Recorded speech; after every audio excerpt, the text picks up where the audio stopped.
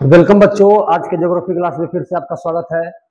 चलिए आज हम लोग कुछ फसलों के बारे में पढ़ेंगे, जिससे कौन फसल जो है कि कहाँ उत्पादित हो रहा है, यानी कि फसल और उससे को उत्पादित होने वाले उत्पादन करने वाले क्षेत्रों के बारे में जानेंगे। तो मूलतः हम लोग इसमें जनरली ये देखेंगे कौन से फसल जो है कहाँ पर उत्पादन ज़्यादा मात्रा में हो रहा है, यानी कि वो कुछ फसलें वो के बारे में हम लोग जानेंगे और वो उससे संबंधित विभिन्न राज्यों के बारे में जानेंगे कौन फसल जो है कि सर्वाधिक मात्रा में कहाँ कहाँ पर उत्पादित होता है।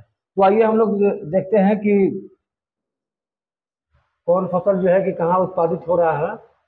देखिए हम लोग पढ़ेंगे कि भारत के प्रमुख फसल और उसके उत्पादक राज्य, यानी कि भारत के वो कौन कौन से राज्य हैं या वो कौन कौन से फसलें हैं जो उस लोकेलिटी में, उस रीजन में पाए जा रहे हैं। तो हमने एक चार्ट तैयार किया हुआ है जो कि आपके परीक्षा की दृष्टि से बेहतर होने वाला है। और ये परीक्षा ही केवल बोर्ड ही नहीं, आफ्टर बोर्ड भी आपको यह काम आने वाला है। जो भी कॉम्पिटिटिव एग्जाम वगैरह होंगे उसमें भी ये काम आने वाला है। तो अभी से इसको प्रैक्टिस में रखेंगे तो आने वाले दिनों में थोड़ा सा चीज़ों को पढ़ने में, समझने में आपको आसानी हो सकती है। तो चलिए देखते हैं कि कौन कौन जो है कि कहाँ पर सर्वाधिक मात्रा में फसलें उत्पादित हो रही है। ठीक है, हमने एक चार्ट बनाया हुआ है। इधर है आपका भारत की जो प्रमुख फसलें हैं वो, और जो उस फसलों को उत्पादित करता है वो राज्य। जैसे हम लोग अगर बात करते हैं यहाँ पे गेहूं की, ठीक है, हम लोग बात करते हैं आप यहाँ पर गेहूं की। तो देखिए गेहूं जो है आपका यूपी में, ठीक है, उसके बाद जो है आपका पंजाब में और हरियाणा में। देखिए ऐसा नहीं है कि गेहूं जो है केवल इन्हीं क्षेत्रों में ही उगते हैं या उगाए जाते हैं या यहीं पर उत्पादित होते हैं, ऐसा बिल्कुल भी नहीं है। लेकिन प्रमुख रूप से जो अग्रणी राज्य होते हैं, ठीक है, उसके हिसाब से हम लोगों ने यहाँ पे सेट किया हुआ है। तो यानी कि गेहूं उत्पादन में अगर देखा जाए तो सर्वाधिक गेहूं जो है आपका यूपी में उत्पादित होता है। उसके बाद जो आता है नंबर आपका पंजाब का आता है, फिर हरियाणा का आता है। तो एक यहाँ पर आप लोगों को कंफ्यूजन होगा, तो उस कंफ्यूजन को हम दूर करने का प्रयास करेंगे।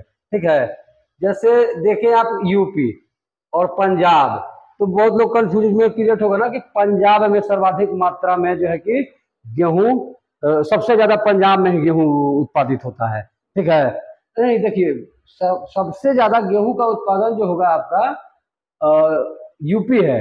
उत्पादक राज्य जो है आपका यूपी है और पंजाब जो है उसके बाद आता है। तो इसमें कंफ्यूजन यह क्रिएट होता है कि नहीं, बहुत सारे बच्चे जो है कि कहते हैं कि नहीं पंजाब में उत्पादित होता है। तो उसका एक वैलिड रीजन हम बताते हैं। देखिए एक होता है उत्पादन और एक होता है उत्पादकता। ठीक है, अगर हम एक पेज लेते हैं, कोई अन्य पेज लेते हैं, ठीक है, कोई हम लोग अन्य पेज लेते हैं। देखिए एक होता है आपका उत्पादन, ठीक है, एक होता है आपका उत्पादन और एक होता है आपका उत्पादकता। उत्पादकता, ठीक है, एक होता है उत्पादन और एक होता है उत्पादकता। तो उत्पादन किसको कहेंगे और उत्पादकता में क्या अंतर है, ये समझना पड़ेगा। उत्पादन और उत्पादकता में क्या अंतर है। देखिए उत्पादन हो गया, कहने का मतलब है कि एक क्षेत्र में, ठीक है, एक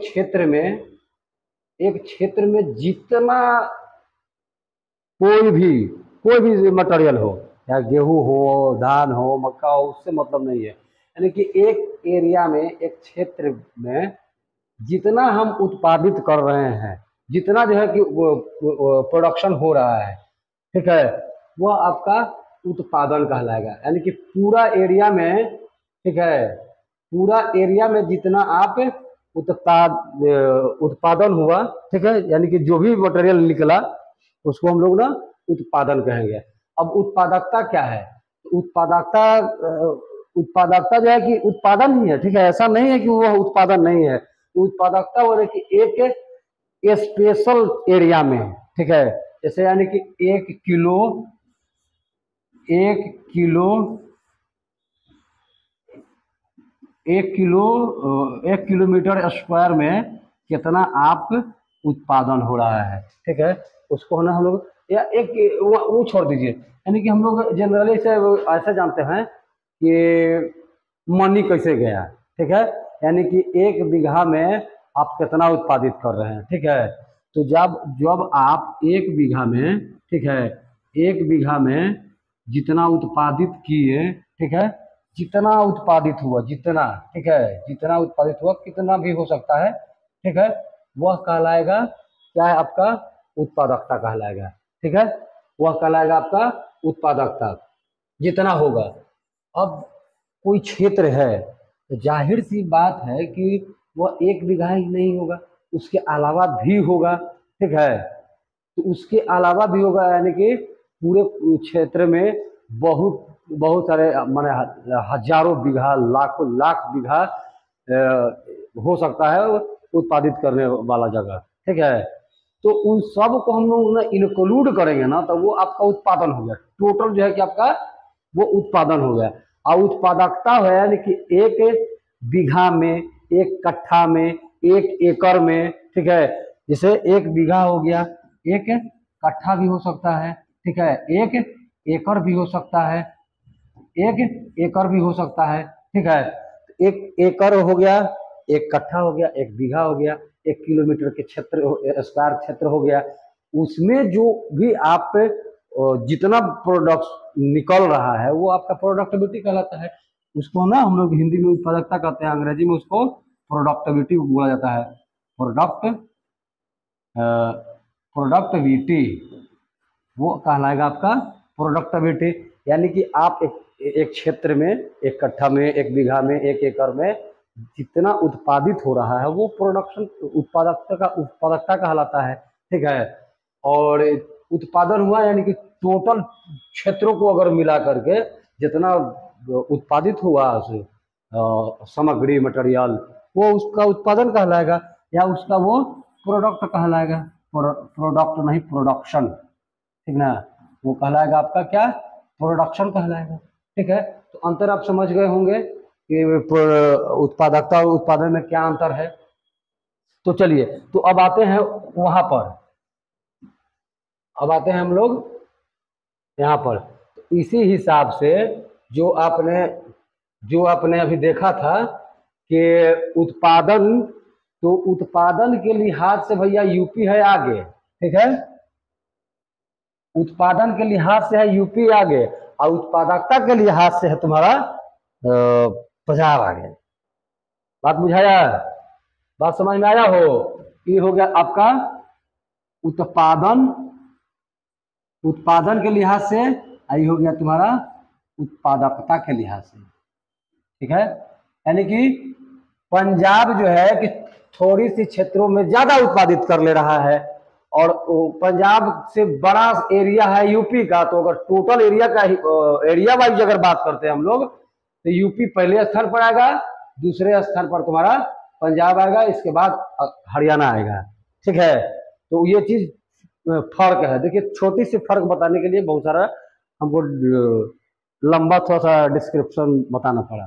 चलिए, अच्छा है ये आप भी समझ गए। अब है, जब चावल की बात करते हैं तो चावल में आपका वेस्ट बंगाल अर्थात पश्चिम बंगाल, उत्तर प्रदेश और पंजाब आता है, ठीक है।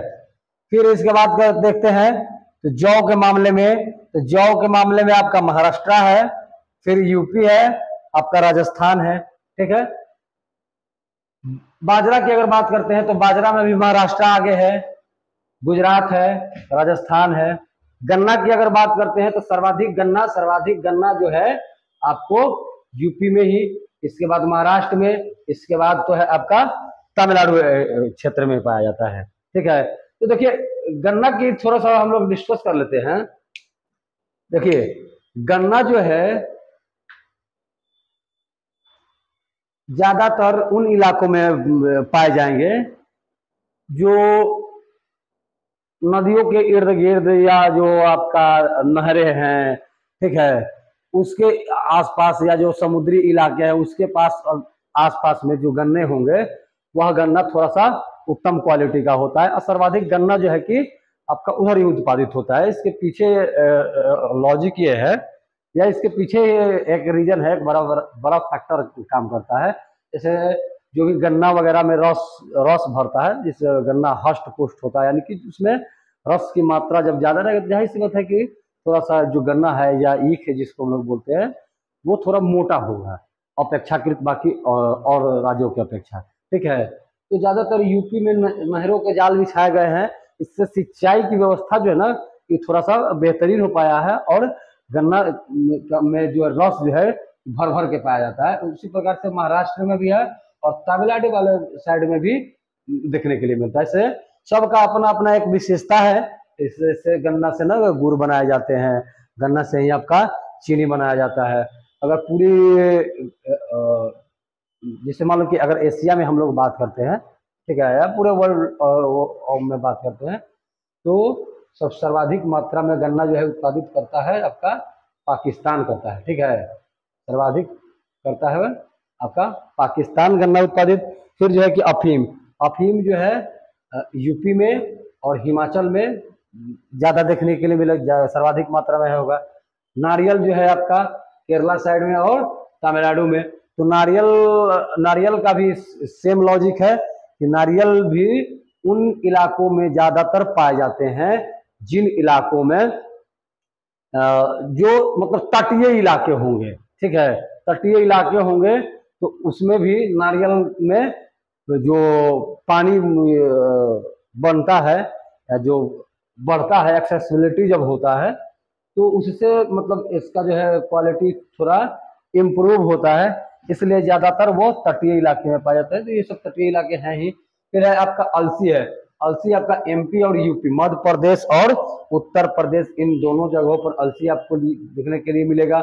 मूंगफली है, मूंगफली आपको गुजरात में और तमिलनाडु साइड में आपको मिलेगा, ठीक है, सर्वाधिक मात्रा में। ऐसा नहीं है कि बाकी अन्य जगहों पर आपको नहीं मिलेगा, मिलेगा जी, क्योंकि अगर अनुकूल जो भी जगह है इसके इसके हिसाब से जो मूंगफली के लिए जो डिमांड है, जो जिस तरीका की मिट्टी चाहिए, जिस तरीका की जलवायु मौसम चाहिए होगा, जिस तरीका के जहाँ पर यह बेहतरीन उत्पादित हो सकता है, तो होता है छिटपुट जगह पर हर जगह पाया जाएगा, ऐसा नहीं है। ऐसा बिल्कुल नहीं है कि केवल गुजरात और तमिलनाडु में ही पाए जाते हैं, इसके अलावा भी विभिन्न जगहों पर आपको मूंगफली मिल जाएंगे, ठीक है। फिर जो है आपका राई, राई जो है आपका राजस्थान और यूपी में सर्वाधिक मात्रा में पाया जाता है। फिर उसी प्रकार से हम लोग देखते हैं आगे जब बढ़ते हैं तो देखते हैं कि यूपी और राजस्थान, तिल जो है यूपी और राजस्थान, तिल आप लोग समझते हैं, तिल उस तिल से ना तेल निकाले जाते हैं, ठीक है। और ये जो तिलकुट वगैरह जो खाते हैं उसमें भी तिल को मिक्स करके बनाए जाते हैं, तभी उसका नाम तिलकुट पड़ा हुआ है, ठीक है। अच्छा, राई के बारे में थोड़ी सी बात हम लोग कर लेते हैं, ठीक है। राई जो है, राई नहीं समझते होंगे, जैसे सरसों आप देखे हैं ना, सरसों पीला वाला सरसों, ठीक है, पीला वाला जो सरसों है और काला वाला जो है आपका एक तरह से मतलब राई है। सरसों और राई जो है, सरसों सरसों और राई जो है एक ही जैसा है आपका, इन दोनों से तेल ही निकाले जाते हैं, ठीक है। उसी प्रकार आपका इससे यह तिलहन की कैटेगरी में आ जाता है, ठीक ना, ये तिलहन की कैटेगरी में आ जाता है। फिर आपका सूर्यमुखी है, सूर्यमुखी भी तिलहन की कैटेगरी में आएगा, वो आपका केरला साइड में मिलेगा, आंध्र प्रदेश में और महाराष्ट्र साइड में, ठीक है। उसी प्रकार से कपास है आपका, ठीक है, सॉरी सोयाबीन है, तो सोयाबीन आपका एमपी में, महाराष्ट्र में और राजस्थान में। सर्वाधिक मात्रा में जो सोयाबीन है एमपी में है, इसीलिए एमपी को हम लोग ना सोया प्रदेश के नाम से भी जानते हैं, सोया प्रदेश, ठीक है, सोया प्रदेश के नाम से एमपी को जाना जाता है, ठीक है। और सर्वाधिक मात्रा में भारत में सबसे ज्यादा जो है एमपी में ही सोयाबीन उत्पादित होता है, ठीक है। फिर इसके बाद महाराष्ट्र का नंबर आता है एंड थर्ड राजस्थान का आता है। कपास है, कपास, ठीक है। ये इससे भी ना तेल वगैरह भी, सोयाबीन का भी तेल वगैरह बनाया जाता है। काफी मात्रा में इसमें प्रोटीन पाया जाता है, वो लगभग 46% के आसपास जो है कि इसमें पाया जाता है, ठीक है। तो इस प्रकार से आपका कपास है, ठीक है। तो कपास का उत्पादन ज्यादातर महाराष्ट्र में होता है और उसके बाद गुजरात में होता है। जैसे जो भी टेक्सटाइल कंपनियां हैं, ठीक है। एक चीज और देखिएगा, जो जिस फसल का उत्पादन जहां पर होगा उससे संबंधित यूनिट्स लगाए जाते हैं या उससे संबंधित कारोबार वहां पर किए जाते हैं। तो ज्यादातर आपको टेक्सटाइल कंपनियां जो भी देखने के लिए मिलता होगा वो आपको महाराष्ट्र और गुजरात साइड में ही देखने के लिए मिलता होगा, ठीक ना।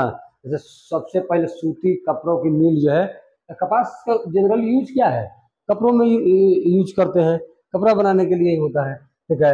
उसी प्रकार से आपका जूट है और पश्चिम बंगाल और बिहार में, ठीक है। जूट पश्चिम बंगाल और बिहार में आपको मिलेंगे, ठीक है। फिर अब रेशम की जब बात करते हैं तो रेशम आपको कर्नाटका और केरला साइड में पाया जाएगा। फिर उसी प्रकार से पटसन है, एमपी और यूपी में पाया जाता है, ठीक है। पटसन वही जिसको ना हम लोग पटुआ वगैरह बोलते हैं, ठीक ना। पहले जब उसका उपयोग जो है जनरली घर को पोतने में, घर वगैरह रंग रोगन करने में प्रयोग में लाया जाता है। जैसे ऐसा नहीं डंटी में लगा करके और ऐसे घर को पुताई वगैरह किया जाता था पहले ज्यादातर जनरली। अब जो है ना कि उसके जगह पर बर्स वगैरह जो है कि प्लास्टिक वगैरह का बरस आ गया है, उस बर्स से अब थोड़ा सा हो रहा है। तो वो जनरली उसका उपयोग जो है कि धीरे धीरे अब कम हुआ है, ठीक है। अब जो है कि कॉफी है, तो कॉफी जो है कि कर्नाटका में आपको मिलेगा और केरला साइड में मिलेगा, क्योंकि यहाँ यह थोड़ा सा पहाड़ी क्षेत्र है, ठीक है। थोड़ा सा यह ऊंचाई वाला भूमि है, ठीक है, ऊंची भूमि है। तो ज्यादातर कॉफी ना, कॉफी के बारे में एक चीज बता देते हैं। जैसे कॉफी का अलग अलग टाइप्स होता है, प्रकार होता है, ठीक है। यह ज्यादातर जैसे 800 से लेकर के 800 मीटर से लेकर के 1600 मीटर की ऊंचाई हाइट पर कॉफी का उत्पादन होता है। तो वह थोड़ा सा ये ऊंचे इलाके हैं, ठीक है, ये ऊंचे इलाके हैं, इसलिए यहाँ पर देखने के लिए मिलेगा।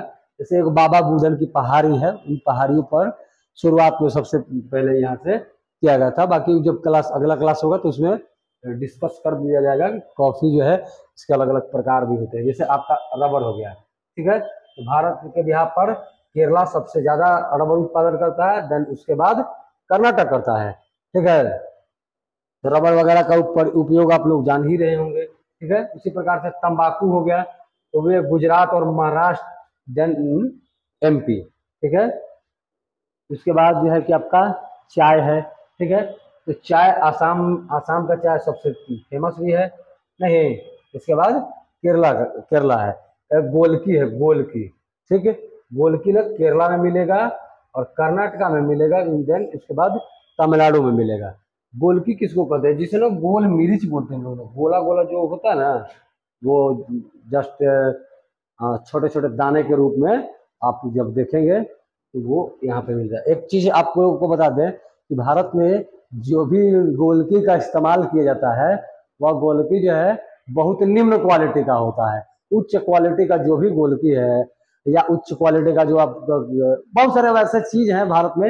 या चाय भी है ना, हम लोग ना चाय का भी प्रयोग जो है भारतीय दोयम दर्जे का, यानी कि सस्ते किस्म की जो भी चाय होती है, जो चाय का मतलब जिसको ना हम लोग जनरल सेंस में कह सकते हैं कि जिसको छांट दिया जाता है ना, वह भारत में बांट दिया जाता है, ठीक है। यानी कि भारत में जो है आपको बेहतरीन क्वालिटी का चाय जो है बाकी दुनिया के अन्य देशों में सप्लाई हो जाता है, और हमारे यहाँ सबसे लो से लोवेस्ट कैटेगरी का जो भी मटेरियल बच जाता है ना, उसी का इस्तेमाल भारतीय लोग करते हैं। और उसका भी दाम जो है प्राइस देखेंगे तो थोड़ा हाईएस्ट रहता है। तो बताइए कि जब बेहतरीन क्वालिटी का होगा उसका रेट क्या होगा। तो उसका रेट भारत के लोग शायद वहन नहीं कर पाते हो, इसलिए जो भी कंपनियां हैं वह कंपनियां जो उच्च क्वालिटी का होता है, हाई क्वालिटी का, उसको ना दूसरे देशों में ट्रांसपोर्ट करती है, ठीक ना, दूसरे देशों में जा करके बेच देती है। तो हम लोग जनरली लो कैटेगरी का ही यूज करते हैं, ठीक है। तो ये भारत के प्रमुख फसलें रहे हैं और उनसे संबंधित या उसको ज़्यादा मात्रा में उत्पादित करने वाले राज्य रहे हैं। अगला बार हम लोग स्पेशल लेकर के आएंगे, थोड़ा कॉफ़ी के बारे में थोड़ा हम लोग ज़्यादा जिक्र करेंगे, क्योंकि आपके सिलेबस के हिसाब से हमको लग रहा है कि यह अनिवार्य है। इस पर थोड़ा सा हो सकता है कि डिस्क्रिप्टिव लिखना आ जाए, सवाल फॉर्मेट में आ सकता है, इसलिए हम लोग आगे चलते हैं तो देखते हैं कि या उससे पहले कुछ और हैं, कुछ और मसाले हैं जिन मसालों के बारे में बता देते हैं, ठीक है। उन मसालों में जैसे आपका इलायची है, इलायची जो है आपका, इलायची आपका कर्नाटका, केरला एंड सिक्किम में है, ठीक है, ज़्यादा उत्पादन कर रहा है। मिर्च जो है आपका महाराष्ट्र ज़्यादा प्रोड्यूस करता है, फिर देन उसके बाद आंध्र प्रदेश करता है। लहसुन जो है आपका केरला है, और हल्दी है आपका आंध्र प्रदेश और उड़ीसा। आंध्र प्रदेश और उड़ीसा में सर्वाधिक मात्रा में हल्दी उत्पादित किए जाते हैं।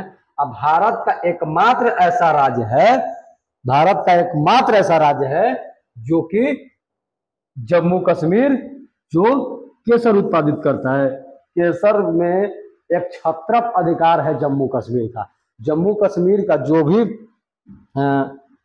जम्मू कश्मीर का जो भी रेवेन्यू है, ठीक है, बाकी अन्य देशों का जो बाकी अन्य राज्यों का रेवेन्यू विभिन्न माध्यमों से जनरेट होता है, लेकिन जम्मू कश्मीर का रेवेन्यू जो है कि डिपेंड करता है आपका केसर के उत्पादन पर। तो भारत में सर्वाधिक मात्रा में केसर जो है आपका जम्मू एंड कश्मीर ही करता है, ठीक है। और बेहतर क्वालिटी का जो है, ठीक है, बेहतर क्वालिटी का जो है यह प्रोडक्शन करता है, ठीक है, और बेहतर क्वालिटी का। और इसमें भी बताते चले आपको कि इसका उपयोग जो है ना कि जनरली मसालों के तौर पर भी किया जाता है। वैसे जनरली इसको ना दूध में भिगो करके ऐसे भी लिया जा सकता है, ठीक है। तो जनरली एक जो मेन बात बताना है वो बता देते हैं कि इसका भी जो क्वालिटी है, यानी कि लोवेस्ट क्वालिटी ही भारत के लोगों को मिल पाता है, ठीक है। तो ये रहे भारत के कुछ फसलें, प्रमुख फसलें और उनसे संबंधित या ज़्यादा मात्रा में उत्पादित करने वाले राज्य। तो मैं चाहूँगा कि आप लोग बारी बारी से स्क्रीनशॉट ले लें, आपको भी सहूलियत होगा आगे चल के। तो चलिए मैं थोड़े से हट जाता हूँ और आप स्क्रीनशॉट रख सकते हैं, ठीक है। तो सबसे पहले आप इसका स्क्रीनशॉट ले लीजिए, ठीक है, इसका स्क्रीनशॉट ले लीजिए। आई थिंक मुझे लगता है कि हो गया होगा, स्क्रीनशॉट ले लीजिए। अब जो है कि इसका भी आप स्क्रीनशॉट रख सकते हैं, ठीक है, इसका भी आप स्क्रीनशॉट रख सकते हैं। चलिए हो गया होगा, ठीक है। और ये इसका तो कुछ लेना नहीं है। चलिए आज की क्लास यही समाप्त करते हैं, मिलते हैं अगले क्लास में। तब तक के लिए आप चैनल से अगर नए जुड़ रहे हैं, नए देख रहे हैं, तो चैनल को सब्सक्राइब कर लीजिए, क्योंकि जब तक आप सब्सक्राइब नहीं करेंगे हमारा मनोबल बढ़ेगा नहीं, हम लोग बेहतरीन परफॉर्मेंस के साथ आ नहीं पाएंगे। तो इसलिए ज़्यादा से ज़्यादा इसको शेयर भी कीजिए, बाकी तमाम लोगों को दिखाते रहिए, बताते रहिए। मिलते हैं अगली क्लास में। जय हिंद।